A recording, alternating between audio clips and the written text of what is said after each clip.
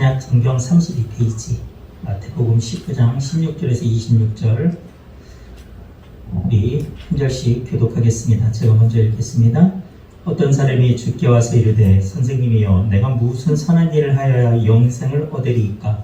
예수께서 이르시되 어찌하여 선한 일을 내리느냐? 선한 일은 오직 한 분이시니라.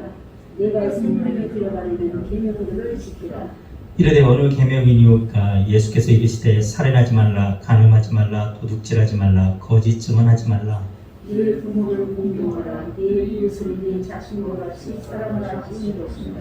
그 청년이 이르되 이 모든 것을 내가 지켰사온데 아직도 무엇이 부족하니이까? 예수께서 이르시되 내가 온전하리라 하신데 가서 내 소유를 팔아 가난한 자를 주시라. 그리하면 하늘에서 보아가 네 맹세를 하고 와서 나를 따르라 하시니. 그 청년이 재물이 많음으로 이 말씀을 듣고 근심하며 가니라. 예수께서 그들에게 이르시되 내가 진실로 너희에게 이르노니 부자는 천국에 들어가기가 어려우니라. 다시 너희에게 말하노니 낙타가 바늘귀로 들어가는 것이 부자가 하나님의 나라에 들어가는 것보다 쉬우니라 하시니. 제자들이 듣고 몹시 놀라이르되 그렇다면 누가 구원을 얻을 수 있으리까? 같이 읽겠습니다. 예수께서 그들을 보시며 이르시되 사람으로는 할 수 없으나 하나님으로는 다 하실 수 있느니라. 아멘. 오늘 본문의 오늘 말씀의 제목은요, 부자 청년의 딜레마입니다. 부자 청년의 딜레마. 딜레마라는 표현을 우리가 종종 쓰죠. 근데 그 뜻이 혹시 뭔지 아십니까? 어떤 때 딜레마를 씁니까? 어떨 때 딜레마를 쓸까요? 제가 그 딜레마라는 의미를 사전을 찾아봤더니요, 어느 쪽을 선택해도 곤란한 상황에 처하게 되는 것.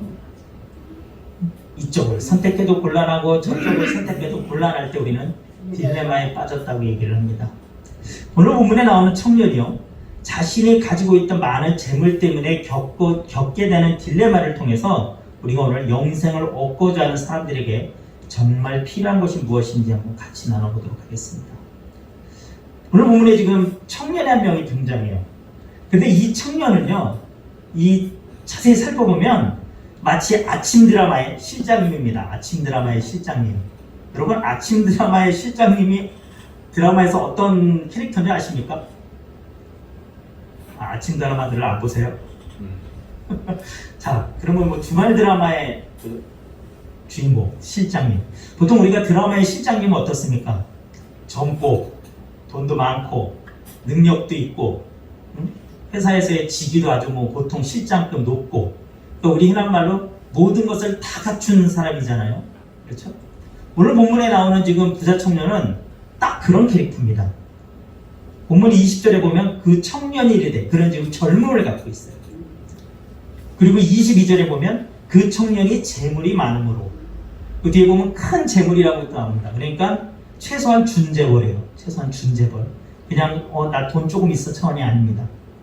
그리고 이 같은 내용을 다루고 있는 누가복음 18장 18절에 보면 어떤 관리가 물어 이렇게 얘기를 해요. 그러니까 그 사람이, 그 청년이 뭐라는 거예요? 관리라는 것입니다.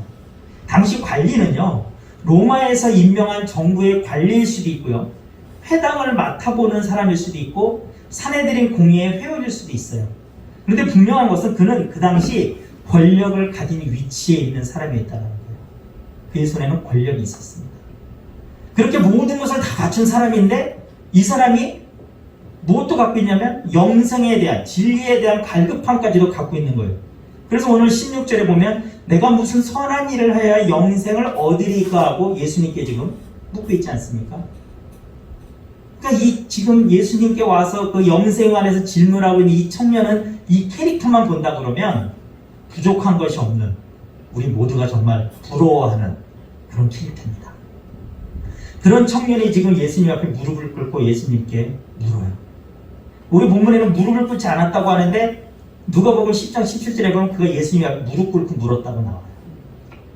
선생님, 내가 무슨 선한 일을 하여야 영생을 얻을 수 있겠습니까? 그는 지금 영생을 갈급해합니다. 부족한 것 없고 예의까지도 발라 보이는 그가 진리를 추구하기까지 하니까 참 이뻐 보이지 않았을까, 예수님 입장에서는요?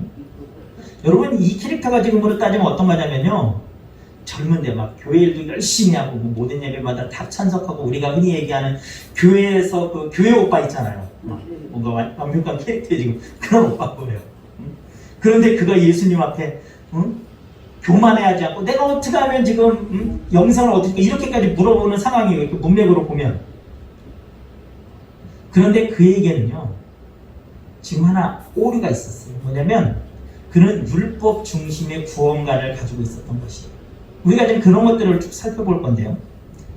그걸 어떻게 알 수 있냐면 그는 지금 예수님에게 예수님 내가 어떻게 해야 영생을 얻을 수 있습니까? 라기보다는 무엇을 하여야 내가 어떤 행위를 해야 내가 어떤 행동을 하여야 내가 좀 영생을 얻을 수 있는지를 행위 중심으로 그는 지금 파악을 하고 있는 것입니다. 어쨌든 간에 그렇게 좀 묻는 그에게 예수님이요 딱 이런 얘기 하세요. 선한 분은 하나님이시라고. 뭔가 조금 좀 매정하기까지 하죠. 아니 젊은 사람이 와갖고 그 전까지는 바리새인들이 얼마나 예수님 앞에 갖고 거들먹거리며 예수님 핍박하며 막 그 트집 잡으려고 질문하고 했습니까? 근데 와갖고 딱 무릎 꿇고 선한 선생님이요. 내가 어떻게 영생을 얻을 수 있겠습니까? 그러면 우리는 누가 그렇게 질문하면 먼저 이렇게 좀 미소가 지어질 것 같지 않으세요? 근데 예수님은 지금 선한 분은 하나님 한 분이시라고 딱 잘라서 좀 말씀을 하십니다. 그리고 그에게 이렇게 얘기를 하세요. 계명들을 지키라. 선한 것에 대해서 선을 보시고 계명들을 지키라고 말씀하십니다. 그러면서 예수님이 그에게 계명들을 지키라라고 말씀하신 것은 어떤 내용입니까? 우리가 잘 아는 내용이죠. 뭐예요? 10계명에 5계명에서부터 10계명까지의 6가지 계명을 예수님이 그에게 좀 말씀하십니다. 특징적인 게 뭐냐면 예수님은 그에게 지금 우리가 10계명의 처음 계명부터 4계명까지는 하나님과 인간관계의 계명이잖아요. 그 말씀을 하고 있지 않으세요? 지금 인간과 인간 사이에서 지켜야 할 그 계명에 대해서 지금 예수님이 그에게 말씀하십니다. 그런데 그가 예수님의 그런 질문에 예수님 그럼 제가 그렇게만 하면 될까요? 우리는 만약에 그렇게 대답하겠잖아요. 근데 그의 대답은 어떻습니까? 누가복음 11장 21절 그리고 오늘 본문에 보면 그거 어떻게 해요? 내가 이런 것들을 다 지켰다라고 얘기를 해요. 누가복음에 보면 나는 이런 것들을 어려서부터 다 지켰다고 얘기를 합니다. 그러니까 아마도 그는 태어나면서 정통 유대인의 집안에서 태어난 그는 어렸을 때부터 신앙교육을 철저하게 받아온 사람이었던 걸로 보여요. 그러니까 그는 정말 그런 것들을 다 지킨 사람이에요? 안 지킨 사람이에요? 지킨 사람이라는 거죠. 그냥 안 지켰는데 나 지켰어요. 그냥 거짓말하는 게 아니라는 거예요. 그는 정말 그것을 열심히 지켰던 사람입니다. 그런데 그에게 예수님이 21절에 한 말씀을 더 하십니다. 우리 21절 같이 한번 볼까요? 21절 같이 읽겠습니다. 내가 온전하고자 할진대 가서 내 소유를 팔아 가난한 자들에게 주라. 그러면 하늘에서 보화가 내게 있으리라. 그리고 와서 나를 따르라 하시니. 자, 예수님이 그게 뭐라고 말씀하세요? 내 모든 소유를 다 팔아서 가난한 자들에게 주라라고 말씀하시죠. 그리고 나를 따르라고 얘기합니다. 예수님의 그 말씀에 그 청년이 어떻게 해요? 많은 재물로 인하여서 근심하며 돌아갔다고 얘기를 해요. 영생에 대해서 물어본 그 청년에게 왜 예수님이 선한 분은 하나님 한 분이시라고 딱 선을 그으며 말씀하시고 율법을 지키라고 하신 이유가 무엇이었을까요? 어떻게 보면 예수님의 말씀은 지금 앞뒤가 안 맞는 것 같기도 합니다. 자칫하면 율법을 잘 지킴으로 구원을 받을 수 있다는 말로 여겨질 수도 있어요. 그렇죠? 그런데 우리가 오해해서는 안 되는 게 뭐냐면 예수님은 율법을 잘 지키는 것으로 구원을 받았다고 생각한 그에게 그가 그렇게 열심을 내서 지켰던 그 율법으로는 구원을 받을 수 없다는 사실을 그가 깨닫기를 원하신 것입니다. 그리고 실상은 그 율법을 다 지킨다고 하지만 다 지킬 수도 있어요, 없어요? 여러분, 우리는 율법을 다 지키며 살 수 없어요. 그거는 우리뿐 아니라 정통 유대인들이라고 해도 마찬가지입니다. 율법으로는 구원을 받을 수 없어요. 율법을 다 지킬 수도 없습니다. 율법의 한계는요, 우리가 아무리 율법을 지킨다 하더라도 영생을 얻을 수 없다는 것입니다. 왜냐하면 율법에는 영생이 없기 때문이에요. 우리가 하나님의 관계 속에서 율법을 지킬 수는 있어요. 여러분, 저와 여러분이 하나님과 관계가 친밀해지면 친밀할수록 우리는 하나님이 이 땅을 살면서 행하라고 말씀하신 행동 규범이 율법이잖아요. 그것을 우리는 지키게 됩니다. 지키고 싶은 마음이 우리 속에서 나요. 그렇게 살고 싶은 마음이 막 샘솟습니다. 그래서 어저께까지 내가 그렇게 안 살아도 오늘은 그렇게 살라고 우리는 노력합니다. 그럴 수는 있다는 거예요. 하지만 여러분, 우리가 의식적으로 율법을 잘 지킨다고 해서 내가 하나님과의 관계가 친밀해지지는 않아요. 만약에 율법을 잘 지킴으로 하나님과의 관계가 형성되고 완성된다고 한다면 예수님 당시의 바리새인들은 모두 다 하나님과의 친밀한 관계 속에서 있는 사람이겠죠. 하나님의 영광 가운데 거하는 사람이지 않았겠어요? 그들은 여러분 정말 어렸을 때부터 이렇게 율법을 지키기에 아주 목숨을 건 사람들인데, 물에도 써붙이고 손목에도 걸고 막 그랬던 사람인데, 우리 지난번에도 문설주에도 써서 붙이고 막 그 계명을 얘기했었잖아요. 우리 신명기에.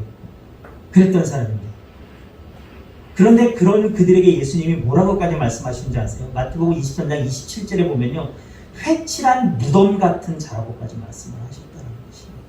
그들을 책망하셨어요. 그 부자 청년이 근심하며 돌아간 후에 예수님이 이렇게 말씀하십니다. 23절부터 보면요, 예수께서 제자들에게 이르시되 내가 진실로 너희에게 이르노니 부자는 천국에 들어가기가 어려우니라. 다시 너에게 말하노니 낙타가 바늘기로 들어가는 것이 부자가 하나님의 나라에 들어가는 것보다 쉬우니라 하시니 제자들이 듣고 몹시 놀라 이르되 그렇다면 누가 구원을 얻을 수 있으리까? 당시 그 예수님 당시의 그 유대인들의 의식 속에는요, 어떤 생각이 있었냐면 부자는 하나님께 축복을 받은 사람이었고요, 가난한 사람들은 하나님께 저주를 받은 사람들이라고 생각을 했어요. 그들은. 그래서 그들의 그 범주 안에 있던, 여러분 예수님의 제자들은 유대인입니까? 이방인이었습니까? 이방인이 아니었어요. 유대인이었어요. 그러니까 그들 또한 이 생각을 갖고 있었다라는 거예요? 안 갖고 있었다라는 거예요? 그들 또한 당연히 부자는 하나님께 축복받은 사람이었고 구원받은 사람이라고 생각을 했죠. 그들 또한. 그게 통념이었으니까, 일반적인 인식이었으니까. 그러니까 예수님의 제자들도 부자가 되고 싶어 했을까요? 안 되고 싶어 했을까요? 부자 되고 싶어 했죠. 왜냐하면 그게 또 하나님의 축복이라고 생각했으니까. 그런데 지금 예수님이 뭐라고 하신 거예요? 부자가 천국에 들어가기가 어떻다고요? 어렵다고 얘기하는데 그 어려운 정도가 어떻게 해요? 낙타가 바늘길을 통과하는 것보다도 더 어렵다고요. 낙타가 바늘길을 통과하는 게 차라리 쉽다고 할 정도라면, 여러분 이게 지금 응? 부자가 천국에 간다라는 거예요? 못 간다라는 거예요? 말은 야 부자는 천국에 못 간다 딱 잘라서 얘기하신 건 아니지만 그 제자들이 듣기에는 못 간다라고 들렸겠죠. 그리고 그들은 충격을 받았을 거라는 것이죠. 근데 여러분 우리가 여기서는 오해하면 안 되는 게요, 예수님이 그럼 부자는 천국에 못 간다라고 말씀하신 걸까요? 그건 아니에요. 여러분은 부자가 아니니까 걱정 안 하십니까? 뭐 상관없으십니까? 부자가 천국에 가든 안 가든 우리하고는 상관없습니까? 우리는 뭐 부자가 갈 수 있는 사람들이 아닙니까? 예수님이요, 부자가 천국에 들어가는 게 낙타가 바늘길을 통과하는 것보다 어렵다고 말씀하신 것은 자기가 가지고 있는 소유가 많으면 많을수록 그것을 내려놓고, 즉 내 삶 속에서, 자기의 삶 속에서 가장 많은 부분을 차지하고 있는 것, 내가 가장 중요하다고 생각하고 있는 그 물질을 사람은 그로 인해서 예수님을 자신의 메시아로 주인으로 모시는 게 그만큼 어렵기 때문이라는 거예요. 내가 갖고 있는 것이 많으면 많을수록 우리는 여러분 예수님을 내 마음의 주인으로, 내 삶의 주인으로 인정하지 못한다는 것입니다. 그래서 천국에 들어가기 힘들다는 것입니다. 오늘 본문의 청년은요, 자기가 최선을 다해 하나님을 섬긴다고 자부했지만 그가 섬긴 대상은요, 하나님이 아니었어요. 실은 자기가 그만큼 열정을 갖고 어린 시절부터 지켜온 그 율법을 잘 지켰다는 그 자부심에서 나오는, 그 배경에서 나오는 자신감이 있다는 것입니다. 그에게 있어서 하나님은요, 자신의 모든 것들을, 나의 부와 명예와 권력과 그 모든 것들을 유지시켜주는 하나의 도구였을 뿐입니다. 그는 어떻게 해야 하나님과의 깊은 관계 속으로 들어가냐를 고민한 것이 아니라 어떻게 해야 하나님께서 내 모든 소유를 지켜주실까에 그런 관심이 있었다는 것입니다. 그는요, 지금 자기가 누리고 있는 그 모든 것들이 너무나 소중했던 사람입니다. 그는 그 원하는 것을 지금 누리는 것이 영원하기를 원했던 사람인 것이죠. 그래서 그는 영원히 살고 싶었던 것입니다. 그에게는요, 내가 지금 누리는 이 모든 것들을 끝까지 이어나갈 수 있는 보험이 필요했다는 것입니다. 예수님은 그걸 아셨기 때문에 오늘 보면 21절, 내가 온전하고자 할진대 내 소유를 팔아 가난한 자들에게 주라. 그리하면 하늘에서 보화가 내게 있으리라. 그리고 와서 나를 따르라. 이렇게 말씀하신 것입니다.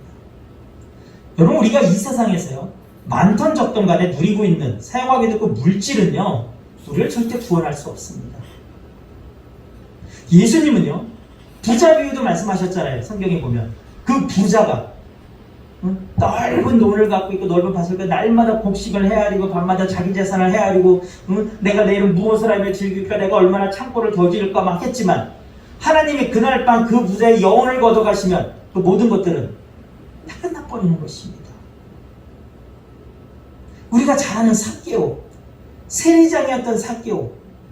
여러분, 그 당시 세리장은요, 로마로부터 야 너네 세금 얼마 보내. 그러면 그 금액에 덧붙여서 자기가 걷고 싶은 만큼 걷었어요. 그래서 로마에 보내야 될 그 금액만 세금을 보내고 나머지는 자기가 다 착복을 했습니다. 그래서 유대인들은요, 같은 동족이었지만 세리를 인간으로 여기지 않아요. 개처럼 여겼다고 합니다. 그런데 삭개오는 그 세리장이었죠.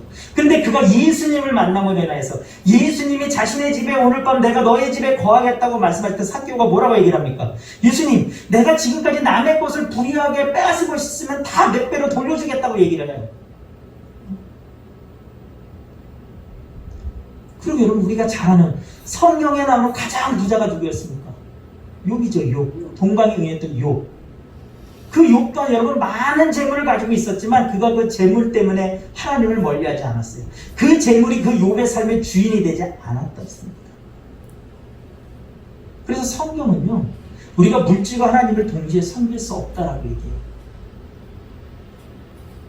왜냐하면 주도권의 문제이기 때문에, 내 삶의 주도권, 내가 무엇을 중심으로 살아가고 있냐의 문제이기 때문입니다. 그래서 예수님은요, 누가복음 16장 13절 14절에 이렇게 말씀하세요. 집 하인이 두 주인을 섬길 수 없느니 혹 이를 미워하고 저를 사랑하거나 혹 이를 중히 여기고 저를 경히 여길 것이니라. 너희는 하나님과 재물을 겸하여 섬길 수 없느니라. 그래서 예수님이 이렇게 말씀하세요. 또한 예수님은요, 당시의 부자들이었던 그들에게 마태복음 23장 13절에 이렇게 말씀하십니다. 화 있을진저 외식하는 서기관들과 바리새인들이여, 너희는 천국문을 사람들 앞에서 닫고 너희도 들어가지 않고 들어가려 하는 자도 들어가지 못하게 하느니라. 어떻게? 너희가 천국문을 닫고 너희도 들어가지 않고 들어가려고 하는 사람도 들어가지 못하게 막고 있다는 거예요. 예수님 책망하고 계십니다. 여러분, 오늘 본문의 부자는요, 젊다라고 얘기를 해요. 여러분, 그러면 그 생각 한번 해보셨어요? 그 부가 그가 열심히 일을 해서 번 돈일까요? 그럴까요? 아니에요. 그 청년의 부는요, 그 가문의 부였어요. 자기 집안의 부였습니다. 그럼 어떻게 보면 많은 유산을 물려받은 것들이었죠. 여러분, 우리가 그 유대인들이 그 안식을 지키는 걸 얘기할 때 그 얘기했잖아요. 유대인들은 지금으로 표현하자면 아파트에 살고 있는 유대인들은 엘리베이터 버튼 눌러주는 사람을 고용한다고 우리가 막 그런 얘기까지 했었잖아요. 그렇게 아무 일도 안 한다고 했었잖아요. 근데 여러분, 예수님 당시에 그 부자들은요, 그들은 이 율법을 지키기 위해서 어떻게 했는지 아세요? 자신들의 율법을 지키기 위해서 가난한 자, 힘없는 자들이 그 율법을 지키지 못하게끔 했다는 거예요. 예를 들자면 이런 거죠. 농사질 넓은 땅이 있습니다. 그러면 자신들은 안식일을 지키지만 자신들의 그 고용한 소유한 종이라든가 고용한 사람들은 일하게 합니다. 자신들의 부를 위해 자신들은 율법을 지킨다는 그 타이틀 하에 다른 사람들은 지키지 못하겠다는 것입니다. 근데 여러분, 성경은요, 어떻게 합니까? 안식일이 어떻게 했어요? 짐승까지도 종까지도 다 쉬게끔 했다는 거예요. 나는 하나님의 나라이기 때문에. 이런 식이었다는 거예요. 그러니까 그 당시 부자들은 오히려 하나님의 축복을 받았다고 그 사람들의 통념 속에서 있었지만 하나님의 관점에서 보시기에는 정말 예수님이 말씀하셨던 회칠한 무덤과 같은 자들이었다는 거예요. 하나님을 거역하고 하나님을 오히려 다른 사람이 섬기는 것을 방해하는, 정말 하나님 앞에서는 엄청난 말 안 듣는 자들이었다는 것이죠. 그래서 예수님은 지금 그에게 근본적인, 그에게 너의 재물을 다 팔으라고 말씀하셔서, 그래서 가난한 자들에게 나눠주라고 말씀하신 것은 지금 예수님은 그 근본적인 부분을 지금 건들고 계신 것이에요. 단순히 그 물질을 얘기하는 것이 아닙니다. 여러분, 예수님이 지금 이 부자 청년에게 영생을 얻으려면 어떻게 하라고 했어요? 자, 우리는 어떻게 생각을 하냐면요, 예수님이 부자 청년에게 영생을 얻는 방법에 대해서 우리가 자꾸 착각하는 경우는 그 포인트를 우리는 재물을 다 팔아서 주는 것에 우리는 자꾸 초점을 둬요. 여러분 그러잖아요. 예수님이 제자 청년에게 뭐라고 얘기했습니까? 그러면은 네 가진 재물 다 팔아서 가난한 사람에게 나눠주라. 우리 여기까지 생각을 하죠. 근데 여러분, 나눠주는 게 끝나는 게 아니에요. 예수님이 그 다음에 뭐라고 해요? 그 후에 뭐라고 했습니까? 나를 따르라. 나를 따르라의 핵심이 있는 거예요, 여러분. 재물 다 팔아서 가난한 사람 나눠주는 거에 핵심이 있는 게 아니에요. 여러분, 만약에 재물 다 팔아서 가난한 사람에게 나눠주고 남을 구제하는 것이 여러분 구원의 조건이 된다고 한다면 이 세상에는요, 예수님 믿지 않아도 구원받을 사람 너무나 많지 않아요? 여러분, 우리가 잘 아는 빌 게이츠? 그 사람이 매년 얼마나 많은 금액을 기부합니까? 얼마나 많은 사람들을 구제하며 씁니까? 그런 사람 너무나 많아요. 우리나라도 마찬가지잖아요. 근데 여러분, 그걸로 구원받는 게 아니다라는 거예요. 예수님이 그 부자 청년에게 말씀하셨던 영생을 얻는 것의 포인트는 뭐냐면 재물 팔아서 이웃에게 나눠주는 것이 아니라 그리고 나서 나를 따르라는 거예요. 즉 네가 가지고 있는 그 물질 중심의 모든 가치관을 내려놔야 너는 나를 따라올 수 있다는 것입니다. 네가 그 가치관 가지고는 나를 따라올 수 없다는 거예요. 왜냐하면 그렇게 따라오는 삶은 두 주인을 섬기는 삶이기 때문입니다. 하나님과 물질을 동시에 섬기는 삶이기 때문이에요.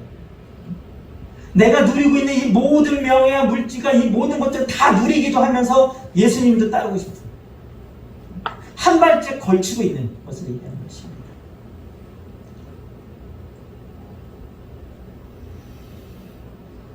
부는요, 하나님의 축복이면 분명히 맞습니다. 근데 여러분, 그 하나님이 주신 그 부의 그 축복이요, 나에게 온전한 축복이 되려 한다면 내 삶의 중심의 주인은 하나님이신 것, 예수 그리스도인 것이 여러분 변함이 없어야 돼요. 그래야 하나님이 주신 그 부는 나에게 축복이 되는 것입니다. 욥이 그랬죠. 하지만 여러분, 그 부로 인하여서 그 부가 내 삶의 중심이 되기 시작한다고 한다면, 그래서 내가 점점점 하나님 밖으로 나가는 삶이 내 삶이 된다고 한다면 그 부는 나에게 여러분 축복이 아니라는 것입니다. 솔로몬이 그랬잖아요. 여러분, 그는 역사상 가장 부자라고 하지 않습니까? 수많은 축복을 하나님 주셨죠. 하지만 어느 순간 그는 하나님을 의지하던 그의 마음속에 자신이 갖고 있는 그런 것들을 의지하기 시작했습니다. 그때 그의 삶이 어땠는지 우리는 잘 알잖아요. 영생은요, 영원한 삶을 의미하죠. 그런데 여러분, 그 영원이라는 그 아이오니오스라는 그 말은요, 영원히 계속되는 삶을 의지하기보다는 하나님 앞에 합당한 것, 하나님의 속성 안에 들어가는 삶을 얘기합니다. 그래서 성경은요, 영생을 이렇게 알려줍니다. 요한복음 5장 39절에 보면요, 너희가 성경에서 영생을 얻는 줄 생각하고 성경을 연구하거니와 이 성경이 곧 내게 대하여 증언하는 것이라. 다시 한번 읽어드릴게요. 너희가 성경에서 영생을 얻는 줄 생각하고 성경을 연구하거니와 이 성경이 곧 내게 대해서 증언하는 것이라. 그 당시 유대인들, 바리새인과 서기관들, 종교 지도자는요, 성경에서 영생을 얻느냐고 그들은 성경을 연구했어요. 그래서 성경에서 율법적 이렇게 지키라는 걸 다 열심히 그들은 지키고자 노력하며 살았습니다. 근데 예수님이 뭐라는 거예요? 야, 성경은 너희들에게 이거 지키라고 행동구범 얘기하는 것이 아니라 나에 대해서 지금 증언하는 것, 나에 대해서 얘기하는 것이 성경이라고 얘기하고 계신 거예요. 여러분, 영생을 얻으려면 성경을 읽을 때 예수님을 만나야 된다는 것이에요. 그 성경에서 증언하고 있는 그 예수님을 내가 만날 때 여러분, 우리는 성경을 잊은 유익이 나에게 올바르게 적용된다는 것입니다. 뭔가 행동을 해서 얻는 게 아니다라는 거예요. 또 요한일서 5장 11절 12절은 이렇게 얘기해요. 또 증거는 이것이니 하나님이 우리에게 영생을 주신 것과 이 생명이 그의 아들 안에 있는 그것이니라. 아들이 있는 자에게는 생명이 있고 하나님의 아들이 없는 자에게는 생명이 없느니라. 아들이 있는 자, 하나님의 아들이 있는 자에게는 뭐가 있다고 해요? 생명이 있고 영생이 있다는 것입니다. 하지만 그 하나님의 아들이 없는 자에게는 생명이 없다. 영생은요, 여러분, 예수님 안에 있는 것입니다. 요한복음 17장 3절은 우리에게 이렇게 얘기해줘요. 영생은 곧 유일하신 참 하나님과 그가 보내신 자 예수 그리스도를 아는 것이니라. 영생은 곧 유일하신 참 하나님과 그가 보내신 자 누구를 아는 것이다? 예수 그리스도를 아는 것이다. 여러분, 영생은 단순히 길게 오래 사는 것을 얘기하지 않아요. 하나님과의 깊은 관계 속에서 하나님의 영광 가운데 그 안에 사는 것입니다. 그게 왜 영생인 줄 아세요? 여러분, 하나님은 이 시간의 흐름 속에 존재하시는 분입니까? 시간의 흐름 밖에 계신 분입니까? 여러분, 시간의 흐름 밖에 계신 분이에요, 하나님은요. 그래서 여러분, 하나님에게는 시간의 개념이 없어요. 과거와 현재와 미래의 개념은 우리에게 있는 것이 하나님에게 있는 것이 아닙니다. 하나님은 그 밖에 계신 분이에요.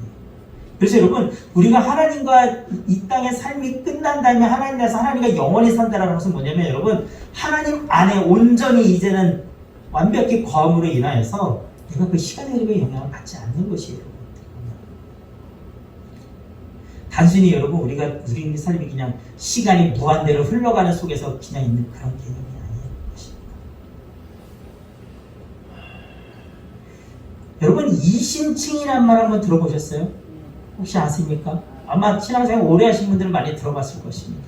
이신칭의는 뭐냐면요, 믿음으로써 의롭다고 칭하여진다는 거예요. 믿음으로 의롭다고. 우리가 일반적으로 의인은 어떻습니까? 정말 죄 짓지 않고 잘 사는 사람을 의인이라고 하잖아요. 그죠? 법 없이도 사는 사람을 우리가 의인이라고 하고 죄 없는 사람을 의인이라고 한다고 했었을 때 내가 죄는 있지만 그래도 믿음으로 의롭다고 칭하여진다는 거예요. 누군가 나를 그렇게 인정해 준다는 거예요. 불러준다는 것입니다. 즉, 죄인도 아무리 많은 죄, 어떤 죄를 지은 죄인이라도 하나님을 믿으면 하나님으로부터 의롭다고 인정받고 구원을 받게 된다는 거예요. 그게 이신칭이에요. 이신칭의.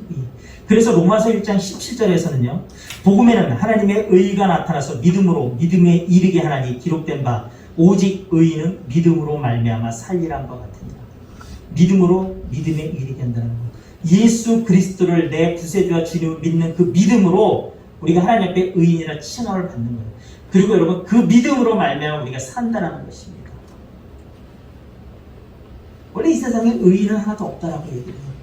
하지만 우리가 의인이라고 칭함을 받는 거예요. 예수님의 십자가의 보혈로 인하여서 칭함을 받는 것입니다. 여러분, 그것이 여러분 우리가 영생을 얻는 천국에 가는 핵심이에요. 핵심. 다른 걸로는 없습니다. 여러분.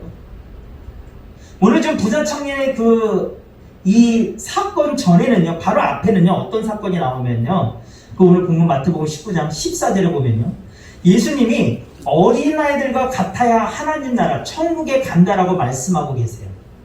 예수께서 이르시되 어린아이를 용납하고 내게 오는 것을 금하지 말라. 천국이 이런 사람의 것이니라. 지금 예수님이 천국이 어떤 사람의 것이라고 얘기해요? 어린아이예요. 그러면 여러분, 오늘 본문의 그 부자 청년을 만나기 전에 예수님이 바로 하신 게 천국이 어린아이와 같은 사람의 것이라고 얘기했다고 한다면, 오늘 본문의 부자 청년과 예수님이 천국에 들어갈 수 있는 어린아이와 같다라는 그 어린아이의 차이가 뭘까요? 어린아이는요, 자기 스스로 살 수 없기 때문에 부모의 의지에서 산다라는 것이죠. 부모의 돌봄 속에서 그는 철저히 의지하고 산다라는 거예요. 어느 날 일어났더니 집사님 이름이가 아버지 오늘부터는 제가 이제 혼자 스스로 살겠습니다. 제가 밥도 하고 제 먹을 건 제가 알아서 하고 제 쓸 돈은 제가 벌어서 알바를 하든 지고불구에 살 테니 이제 아버지는 신경 쓰지 마십시오라고 이름이가 얘기하면 어떠시겠어요? 어이가 없잖아요. 아직 이름이는 그럴 수 있는 나이가 아니다라는 것이죠. 아버지, 어머니 돌봄이 절대적으로 필요하다는 거예요. 뭐냐면 오늘 부자 청년은요, 그는 하나님 앞에 의지하는 삶을 사는 사람이 아니에요. 그는 자신이 갖고 있던 그 모든 것들이 그를 지켜주는 것이었습니다. 그가 살아가는 원동력이었어요. 그렇기 때문에 그에게 있어서는요, 그 모든 것들을 내려놓고 하나님을 의지하는 삶, 어린아이와 같이 하나님의 절대적인 도움이 없이는, 하나님의 이끄심 없이는 천국에 들어갈 수 있다는 것이 그에게는 용납되는 일이 아니었어요. 그래서 그는요, 그가 많이 갖고 있는 것 중에 무엇 하나를 내가 더 해야, 내가 뭘 하나를 어떤 정도 더 갖추기를 원했던 것입니다. 그에게 영생, 천국에 들어가는 것은 절대적인 갈급함이 아니었다는 것입니다. 내가 쌓은 공로, 내가 그동안 한 신앙생활의 열심, 내가 그동안 한 헌금으로 내가 영생을 얻었다고 천국에 들어갈 자격을 갖췄다라고 믿는 사람들은 오늘 부자 청년과 같은 거예요. 오늘 부자 청년의 당당함은 그의 많은 재물로부터 나왔습니다. 그래서는 그가 가지고 있던 그 모든 재물을 다 내려놔야 될 때, 그가 가지고 있던 그 모든 명예와 모든 그 자긍심을 다 내려놔야 했을 때 그는 근심하지 않을 수 없었던 것이죠. 그는 여러분 그 선택의 순간에서 그는 딜레마에 빠진 것입니다. 그가 영생을 얻고자 했던 것은 그 모든 것들을 끝까지 유지하고 싶어서 영생을 얻고자 했는데, 예수님의 말씀은 영생을 얻으려면 네가 그 모든 것들을 다 버려야 된다고 예수님이 말씀하고 계시니 그는 지금 딜레마에 빠진 거예요. 이걸 선택할 수도 없고 저걸 선택할 수도 없는 거예요. 그러니까 그는 고민하면서 갔죠. 그에게는 하나님이 아니면 안 된다는 간절함은 없었던 것입니다. 여러분, 우리는 어린아이와 같이 되면 된다는 거예요. 여러분 삶 속에서 우리가 지금 어떻습니까? 나는 부자 청년과 같이 현재 내가 이루고 있는, 내가 그동안 쌓아왔던 인맥이든 재물이든 모든 그런 것들이, 학력이든 그 모든 것들이 지금 나를 지탱해 준다고 여러분 생각하고 계십니까?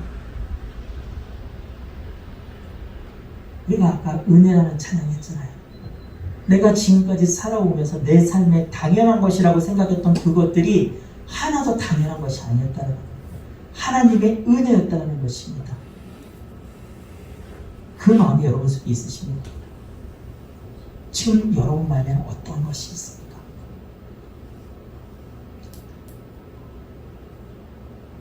우리는 어린아이와 같이 되어야 합니다. 부자 청년, 그가 과연 그 근심함에 돌아간 후에 모든 것을 내려놓고 예수님 따랐을까요? 성경에 나와 있진 않아요. 하지만 많은 성경학자들은 그러지 않았을 것이라고 얘기합니다.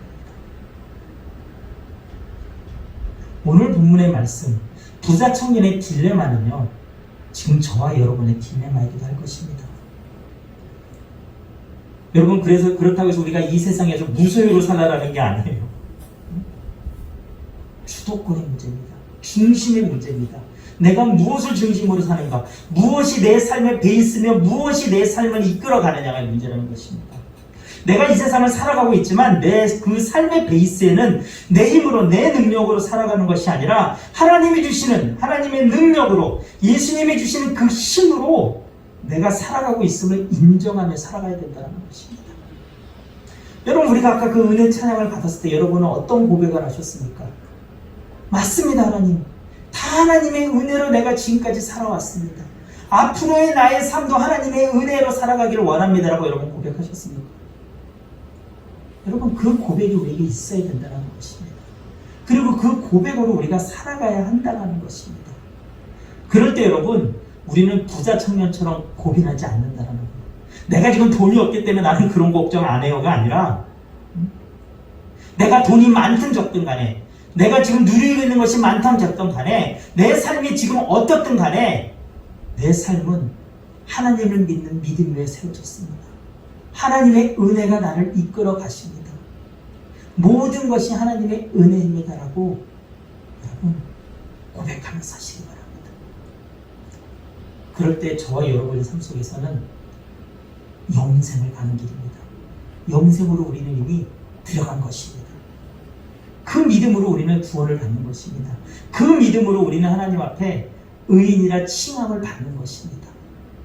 다른 것으로 칭함받는 거 아니에요. 다른 것으로 구원받을 수 없습니다.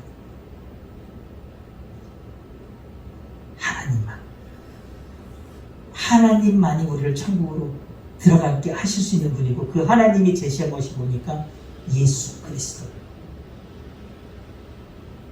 내가 곧 길이요 진리요 생명이니 나로 말미암지 않고는 아버지께로 갈 자가 없느니라. 예수님 말씀하셨습니다. 예수님이 저와 여러분의 중심이 되시기를 주님의 이름으로 축원합니다.